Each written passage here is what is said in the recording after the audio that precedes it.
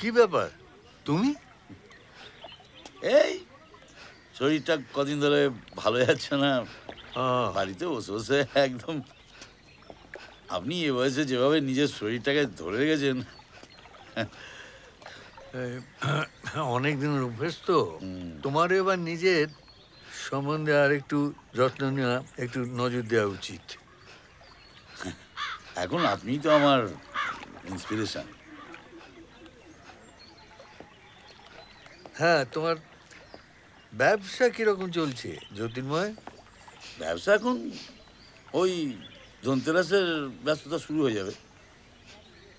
ধনতেরাস এসব কি বাঙালি মানে? কি বলেন, বাঙালির নবান্নতেই উৎসব শুরু আর নবান্নতেই উৎসব শেষ। সব মানে সব উৎসবেই ছুটি, হাফ ফুল। আপনার ডিসিশনটা না একদম পাক্কা আছে। কি ডিসিশন?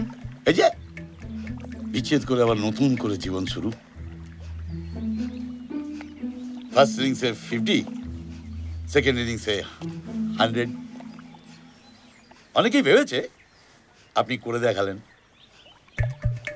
অনেকে স্বপ্ন ছিল, আপনি সত্যি করলেন। আপনি বস। কি কি বলছো কি বলো তো?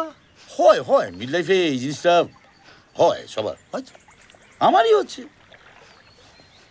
কাউকে একটা মনে ধরে যাচ্ছে, মনে হচ্ছে চলে যাই চলে যাই, কিন্তু আপনার মেয়ে ওই যে স্নান করে বেরোয় না, বাস আর আমি নিজেকে সামলাতে পারি না।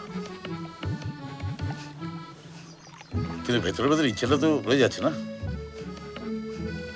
একজনের সঙ্গে কতদিন আর কাটানো যায় বলুন?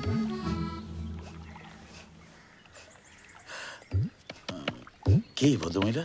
হ্যাঁ, কে ভদ্রমহিলা? ঠিক আছে, আরে ও আপনি আমাকে বলছেন তো, কোনো চাপ নেবেন না। কি কি কি বলতে চাইছো কি?